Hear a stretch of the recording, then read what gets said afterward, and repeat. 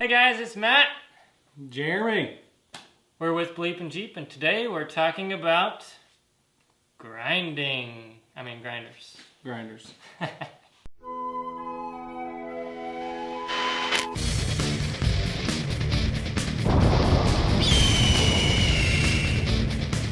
Jeremy's an expert on grinders, apparently, because he brought every single one of these except one, which I own. But I maybe it's a fetish. I don't know. Maybe I didn't even know I had this many grinders until we started. He has talking a grinder fetish for sure.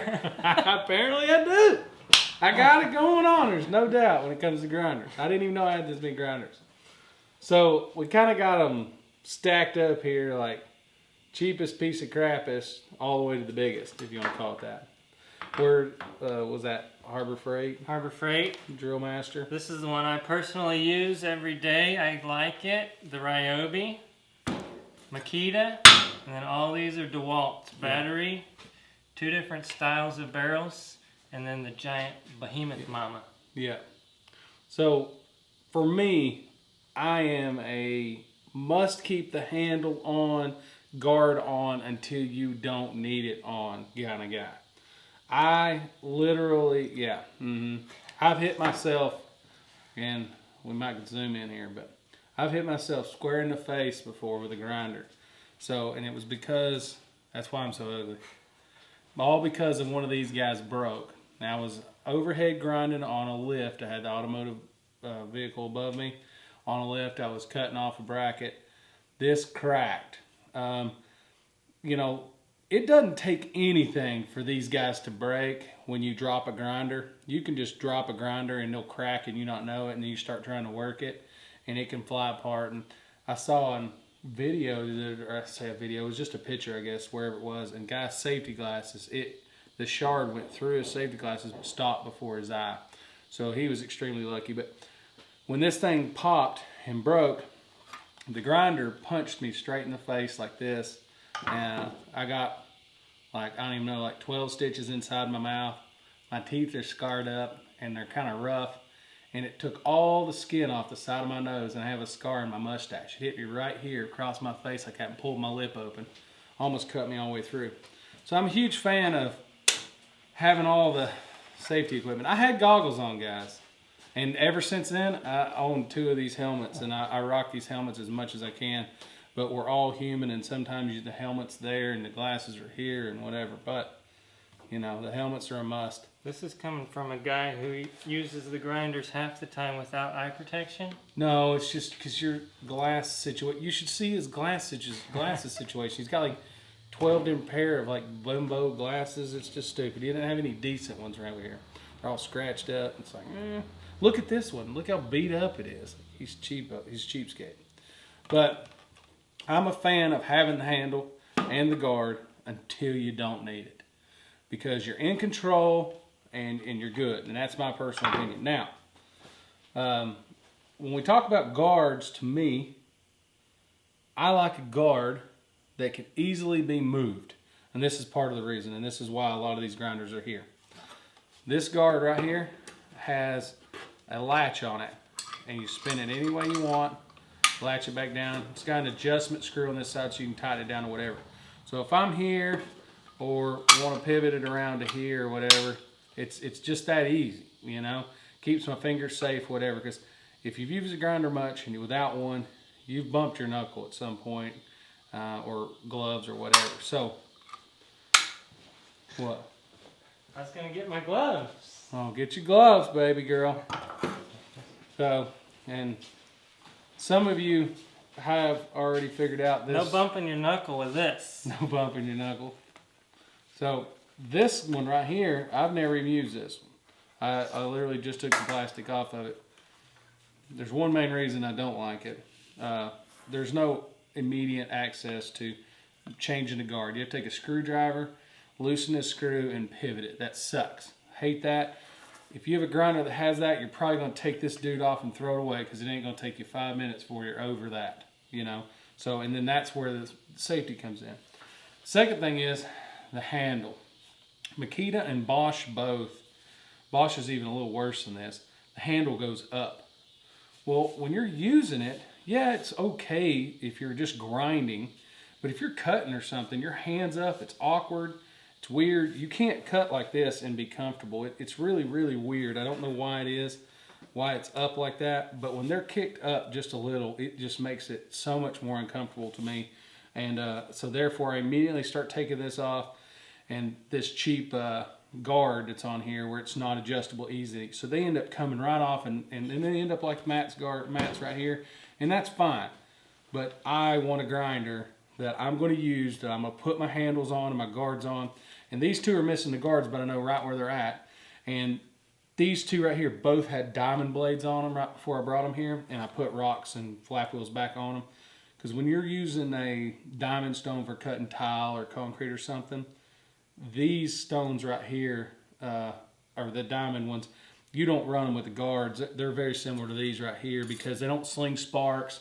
They cut real slow and they're just real dusty. And you can't cut through something all the way with a tile with the guards. So it's a little different. So you take them off for that. So there's different applications. The number one reason I hate this is it's extremely unsafe for this one thing right here. It's a push button. See that? Hate that. This one here, same thing. Hate it. I'll never own a grinder that has that. How many times you picked up a drill, skill saw, grinder, sander, and you turned the switch on, it wasn't plugged in? You go like this, and nothing happens. Set it down on the table, plug it in, you bend over, damn thing hits you, cuts you right in the side of the damn head, and it's on. Do not. Or you're grinding along, somebody else trips over the cord, or you trip over the cord yourself and pull it out of the wall or whatever. It turns off, so you set it down to go plug it back in. Mm-hmm. And if you don't have your guard on there, or you've got it leaning up against something like this, whatever, it's going to shoot right off the table, and you'd be bent over, it's going to hit you right in the head, whatever. You know, seriously, I've seen it happen, and you'll always see it traditionally when you have that one buddy that won't splurge and pay $20 more for a little bit better tool. And he's always that guy. Not talking about Matt, because this is the one he uses every day. It's got a trigger on. I'm not talking about Matt. I'm just talking about that guy that when he burns this one up, he goes out and buys the same dang one, and you're like, for $20 more, you could have got a better one. But again, either way, that's why this one's never been used. This is just I call it a backup or whatever.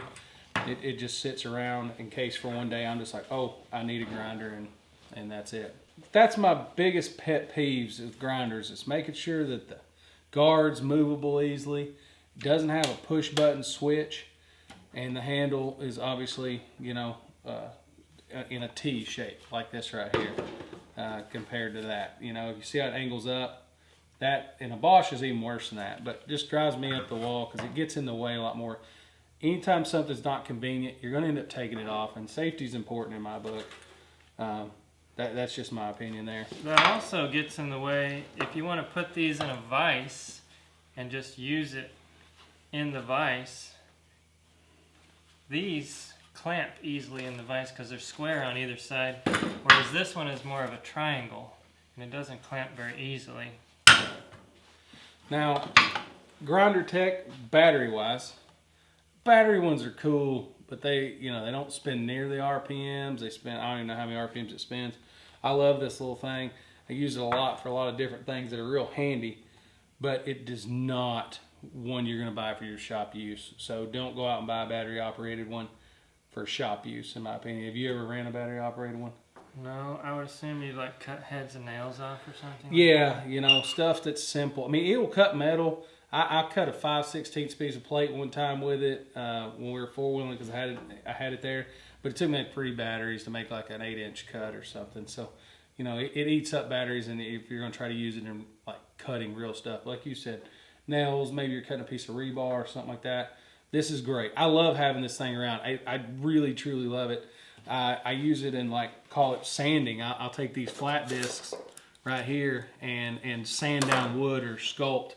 I use it a lot for that just because it's handy. I can pick it up and, you know, do whatever, different little things. But my everyday grinders are these two right here. It's the two I use. You can see they're quite beat up. This one's obviously newer. But this is just a regular 4.5 inch. I think they call it 11,000 RPM. One of the cool features of this one is the palm trigger. It's really easy to operate one-handed. You can grab it real easy. Some of them, I had rigid ones before, and the trigger's real long, like a Milwaukee one is, and they get harder because you can't hold the grinder and then do it, because the trigger runs the entire body. So how do you hold the grinder without, you know, hitting the button? So you have to push the safety first, but you have to use your whole hands to hit the button. So I don't like that. I like the little paddle. So that's real nice one-handed. So you can grab it like this, or if you use your thumb, if you're gonna use it one-handed like this, rotate it back. It's real easy to use. It does still have the lock on it, so if you do a ton of grinding, you can engage the lock. One of the features that this has, and Bosch has on their grinders, is the air intake. This is supposedly a really huge thing. You'll notice it on the back of this one here and on the back of this one. The air intake is on the tail end of the motor. So where the air pulls in is away from the grinding dust, supposedly. And like ones like these right here, it's all right up on the head of them. That one's right in here. It's pulling right in on the front right there. But supposedly it pulls in here and blows out here on this one. So they're supposedly different like that, but this is supposedly one of their greatest things between them, is the way it pulls in and blows the dust out of the engine instead of pulling it into the engine. And, you know, so I don't know a whole lot about that other than what they say. So, but I love this one. This is a hands down the probably most popular fabricator grinder in my opinion. That's the one I think Matt should retire that piece of junk for and get this one right here. And then you'll notice they have different ones of these, but again, this one's like I don't know, $100, $120, something like that. It's not much, but you're talking $70 for the middle of the grade. If you can afford it, bump up. Just make sure it has the paddle shifter on it. Doesn't have to be the one that has the air intake back here or whatever. And then this guy right here, I enjoy the heck out of it if you just do a lot of grinding, because it's so easy. It runs a 5-inch wheel as well as a 4.5. The trigger or the guard on this one has a push button. You push button and it rotates right around like that right there and locks in wherever you want it to lock in at, which I really like. And to take them off, it's the same thing. And this one has the same push button style, this grinder does. But to take this guard off, you just undo this right here, spin this 180, and it slides right off. So it's like really quick. You can take it on and off real fast like the handle. So if you're in that situation, you don't have to stop doing what you're doing to bust it loose and take it off. So I really like this one. I really enjoy it. And it's real comfortable to use long term. And it has a great lock feature. So when you pull that trigger and lock it, it's a one-handed operation, which is really nice. So it's two-handed to get started, one-handed to operate. So you can still go like this. You just gotta push two hands to get it going. And I really do enjoy it a lot. And I never use this big behemoth unless I'm really grinding a ring gear down. You know, like, and this is only a 7-inch one, I believe. And they make 8 and 9-inch ones. Yeah, this is a 7-inch one. And in this one, I won't grind metal without the guard on it. But the guard wasn't in the, I know where the guard was at. It was in one of my other buckets. But with metal, I won't grind it because your fingers are just too close. I'll make sure I have gloves on. I bump my gloves every single time. It's just too close to the handle right there.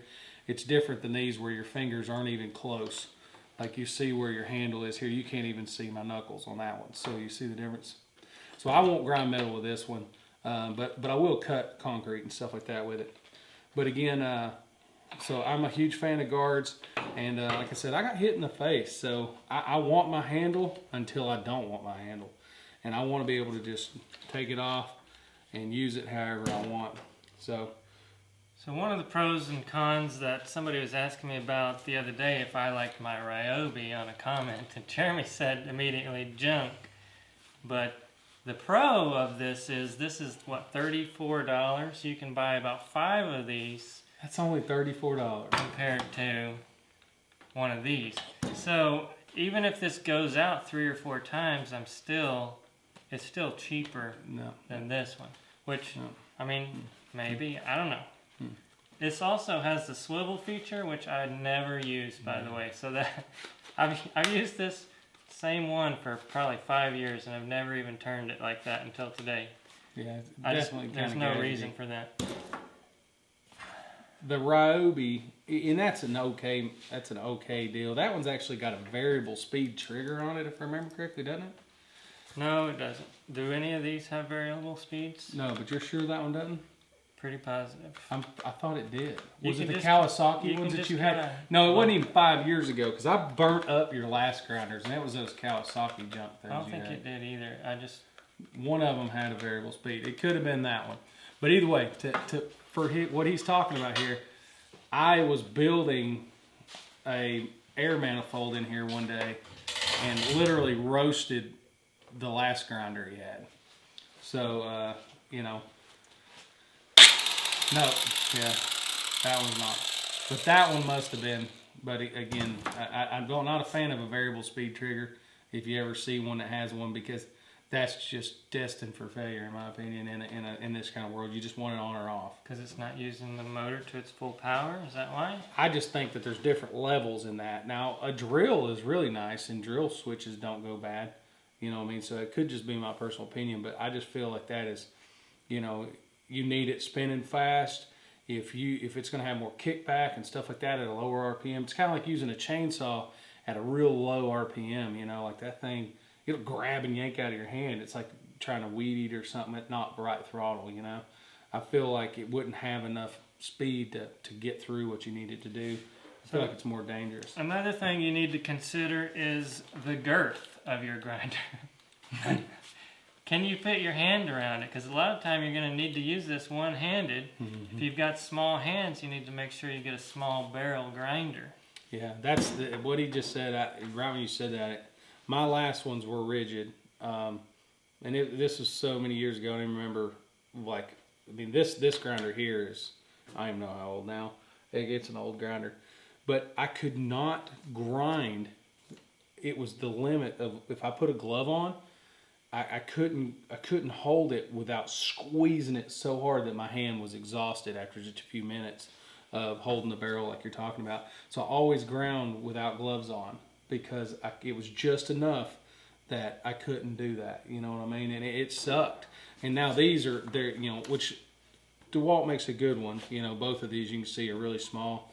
And these right here are good. But you're definitely not going to be able to hold the barrel on this sucker for very long. Now these are dangerous. So you don't want to do that anyway. But Yeah. you just want to make sure you can be able to get your hand around it. Because the bigger that is, the harder it's going to be able to hold on to for long periods of time. It seems minute, but you know, when you start grinding, you may grind for 30 minutes or something and not even realize it, and it'll flat wear you out if you can't, you know, get onto it. And you know, grinders, Matt knows how many times I use this grinder, and I've got the head on that thing so hot that I can barely touch it while I'm grinding. We were doing that welding cart, and I was complaining because of how hot the top of that got. You know, these here have the air vents in them like this, and they don't get hot. You know what I mean? So there are plenty of differences between each one of these, you know. And if you're just going to use one time, go get the cheap dude. I don't knock it. I say cheap. I don't even know if that one's cheap. Yeah, I think it's probably $65 maybe. You know, I don't think it's a $70 grinder. What's that one there? This 20? one is a $15 grinder from Harbor Freight. I've never turned it on, so. Now I bet you, power-wise, you could just bear down on that and stall it out immediately. You know, and I call Maybe it we ought to do a impatient. grinder test one day. I don't know how you would test them all, but maybe have different scores. You would score each one. You could probably grind. Would be kind of, you know, each one's that you know, I don't know, but you could probably grind one. Maybe take a laser temp to it or something and see. One thing I just noticed about this is the shaft is almost sticking out past the material there, whereas this one is inset. You see that? That is Like true. if you were grinding something flat, you'd be hitting on the shaft. Yeah. Now, like what you talk about, some of you may wonder, why would you ever take the guard off? If you're grinding like a painted surface or just trying to smooth a large piece of metal up. Like this? Yeah, like that right there. I do this on my workbench a lot. I'll clean the whole thing off because it'll get weld splatter on and everything. And, you know, it's nothing more than, you know, like this right here. It'll mess you up when you're fabbing. You get your finger caught on there? Yeah, God. Okay. You're trying to slide something over and it's stuck on there. So you'll take your grinder and take the guard off of it. and just hold it and just keep it square and go right across your table, and just like, it's almost like you're polishing it, like you think about buffing a car. So, but that's a little bit of Jerome's opinion on grinders. That was a lot to take in. I don't know how many of you are going to give a darn about Jerome's opinion on grinders. He has a lot of experience on grinders, so I would take his word for it. Some of y'all may be picking up on these subtle hints that he's got over here. He's barking up or telling me I'm on the wrong tree or something. I don't know how you say it, but yeah, that's not it. Not many people are going to figure that out now. I didn't even know about it till you start making fun of me about it. But yeah, all types of grinders out there. I'm a huge fan of these style right here, as you can tell. Always have a push button, not a paddle style. You know, a trigger, not an on or off like that. Very dangerous because it happens all the time. And it's just like anything. You know, maybe it's an accident, maybe it just didn't mean to. But your buddy's sitting over here just screwing around because he's bored, and he just keeps going like this, and he leaves it on when you plug it in. You know. And if some of you have kids, a lot of people have kids, and they're out there in the garage now. You're probably not really grinding while your little 4-year-old's there, but it could just be that simple. You know what I mean? You know. So again, don't like that. Like Matt says, Ryobi's price point is there. There's plenty of them out there that have a good price point, and he has used the heck out of it. It's got a freaking crack right here. The other one he had, now keep in mind, when he says he used it for 5 years, he had 2 of them. That one's coming apart. Yeah, so he said he had 2 of them, or not he said. He had 2 of them, and the other one burned up into last year, Christmas time, something like that. The other one burned up. So he did have 2 of them that he was using. So keep that in mind. He hadn't been using one solid by itself. And it is really nice to have one with a cutoff. Yeah, that's another good thing to mention. You need 2 grinders because you want to keep one with a grinding flap disc on it and then one with the cutoff wheel. I like to use flap disc over grinding wheels. Maybe you want to talk about why you would use a solid grinding wheel like this over a flap disc. You got to be getting something real gnarly, in my opinion, to want to use a grinding rock, a regular grinding wheel. Like, if you're just really just grinding the heck out of it, like a 1-inch piece of steel or something, you know, you might go to this, you know, like this big guy right here. This thing is, you know, it's a beast on grinding like that. And I've got a flap wheel for this one. I love the flap wheel for it.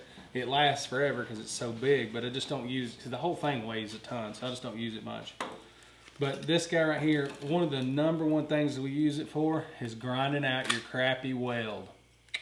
That's the biggest thing. When you make a bad weld and you got to grind it out and re-weld, this thing works great for that. I don't make a bad weld. You want to go out to the Comanche and let's walk around it for a second? All right, I'm giving him a hard time. I wanted to show you some other options here too. Make sure when you buy your cutoff wheels that you buy good ones. I'm going to leave a link in the description below. I like to use these Camels. They're called a Quickie Cut. And if you'll look, I'm trying to get this out of the package here. I turned these on to Matt years ago, and the price point on them is great. And this brand. This one's not too bad, but these are so much safer than these cheap pieces of junk you get at Harbor Freight. These will fall apart in no time. Plus, they're a lot thicker, so they're harder to cut with because you're just having to grind away more material. Well, but Camel also makes these flat discs, and they are much thicker than the flat discs that you'd get at Lowe's or Home Depot. So they're really nice. You can get them in different grits. So you can get like a 60 grit, an 80 grit, 120 grit. Yeah, you go from 40 all the way up to 120. And when I buy mine, I always make sure that they have this lip on them. I find that becomes way more helpful because it keeps it away from their handle, the guard, the machine. You get to more things with that little bit of a raised versus one that's flat. Have you ever noticed that? Mm-hmm. And then this is a really cool kind of one-off thing. What would you call this? I don't even know. They call it like a bad weld remover. That's not what it's called. But I have that exact one. They're super freaking expensive, guys. They're like $15 for the one of them. This one, it's used, but it's completely rounded over. So it's a completely rounded piece like this, shaped like a tire, I guess, like a motorcycle tire. And if you make a bad interior weld, then you can just take this, put it in there, smooth the entire thing out. Or if you're just doing something that's doesn't need to be that strong, but you want it to look really pretty, you can go right in there real quick and just polish off a weld and make it look seamless, like you took a caulk gun and wiped your finger across it. Yeah. So, but super expensive. Don't use that for anything but that purpose. It's just one of those tools you like to have in the garage and have in your bin, but never use it. Anything else? I don't know, man. Like I feel like I went on a tangent about my love of grinders. You know, we went over grinding wheels. I did. I know. All right, guys. So. If you enjoyed the video, hit the thumbs up, like, subscribe, check out our Patreon so we can make more videos like this for you, and we want to hear your opinion too. Yeah, if you've got a grinder that's just the best thing you've ever used, tell us about it. I want to hear it because, like, obviously I mentioned like 5 or 6 brands here because I'm like always paying attention to the goods and the bads. So I want to see if there's nothing out there that's better than the boys Yellow have. Let us know. We'll see you later, guys. Thanks for watching. Thank you, guys. But yeah, this is the grinder right here. This is my #1 fabricator grinder. But you love the trigger style on that grinder, and that's plugged in. Safety glasses, folks. Safety glasses. So what happened here was a MSDS, Safety. whatever, I don't know, safety. So, but this one, check this one out. So this is my favorite, that's my favorite fab one, but this one I think Matt's gonna love. I love it. It's got a trigger that when you pull it, it's just not all or nothing because it has a higher, I think it revs a little higher. I'm not sure, but give it a whirl, see what you think. Don't hit yourself in the face.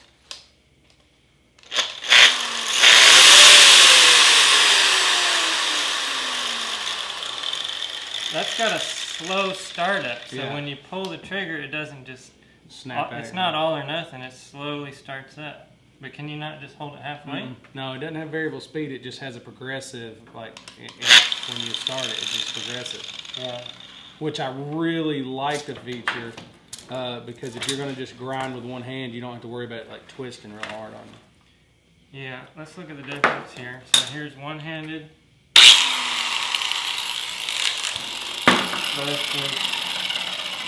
This one.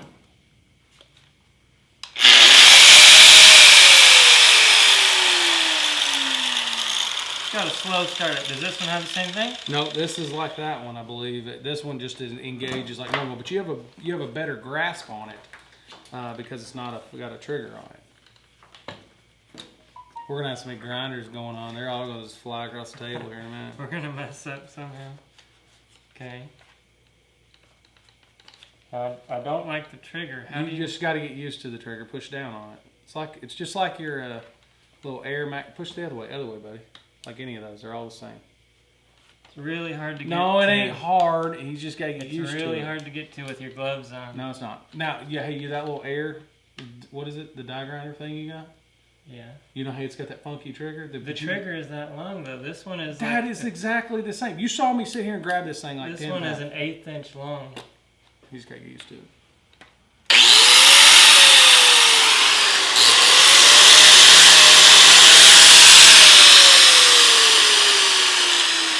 That's a lock. Locks it on. Oh, that's the lock to keep it going. Yeah. Gotcha. But you saw how it didn't move near as much. It's because of the location of your hand, when you're out there in the end.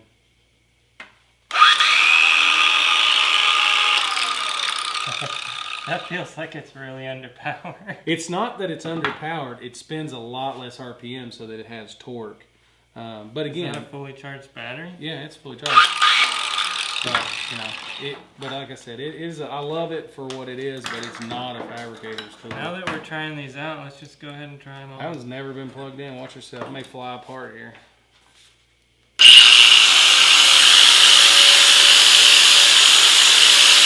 Hey, you want to feel ballsy? See if you can hold on to that one one-handed. I'm getting out of the way though. Hey, you know what we should do is have grinder races. Grinder races. Yeah, we'll put 2 of them on the ground, turn them on but unplug. We'll plug them in at the same time and see which one gets to the other end of the shop first. It's pretty stupid. Here you go. See if you can hold on to that one. Alright. You're going to have to man up. This is real deal right here. This one? Yeah. I thought you were going to do it one-handed, right? One-handed? That's what you did all the other That scared me. Watch your fingers on that one.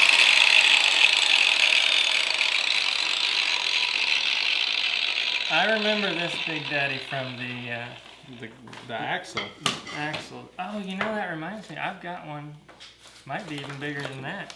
Yeah, so they make a 8 and a 9 inch ones, which are, these are scary because you can hit yourself in the knee with them because a lot of times you're using those, you're bent over and, you know.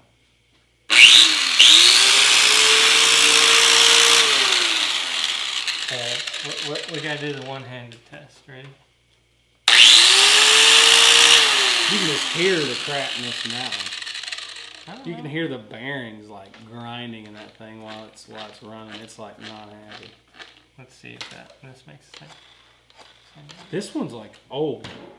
Did you hear that one when it's running? Like listen to it when you pull the trigger on that one.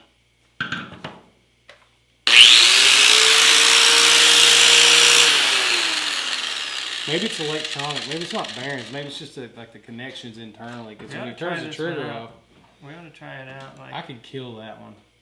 That could be the test. Can I kill that grinder in an hour? That could be the test. You know how worn out you'd be? I bet you I could smoke that pig. You'd have to try this one too. See if you can wear that one out in an hour. It's got an awful lot of grinding on it, buddy. Alright. It died. Anything else? I don't know. I'm good, man. You good?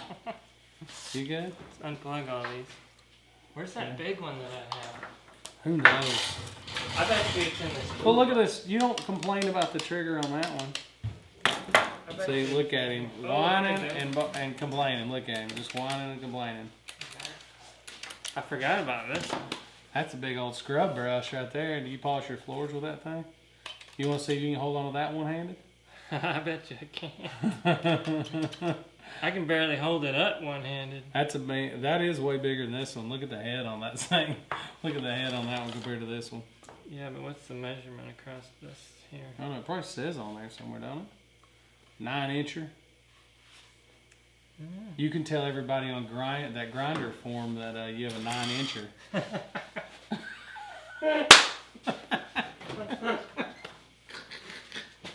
Whoa! 7. That's what this one is then. Or 7.5. It's 7 then. Because the disc could be a 7, so you'd have 7.5-inch shield. Just old. Just big and old. Alright. Later, dudes. Later, dudes. Beer time. Hey! Hey. I got a package the other day. You want to see what's in it? He said to make sure that you were here when I opened it up. I had to be here for the package. It's going to be a pretty special package. That's all I got to say. Need to catch up on my Facebook and Instagram. Sorry, It's probably a cell phone with the Grindr app already installed. What? That'd be really weird if the dude sent me a Grindr app. Maybe he thinks I'm sexy. You were right. Whoa! Look at that. That is fantastic. Duck butt for the Comanche heap. Look at the freaking duck. I'm digging the artwork on that duck. Rusty 411. You think that'll fit on the rear window? It's in the right color anyway. Go balls. Did I say who sent this to me? It was Mr. David Cadenhead. Did I say that? I don't know. You did not say that. Well, thank you, Mr. David Cadenhead. Let's see. What do we think? Rusty 411. Duck butt? Should I center it or left? Put it on the gas tank, bro. Gas tank? Oh, look at that. That's perfect. See if it'll fit right there. I think it will. That's Let's really do nice. the duck butt and duck. Yeah. That's freaking sweet. It's going to go perfect. I'm digging it. Alright, it's official. Duck butt. Duck butt!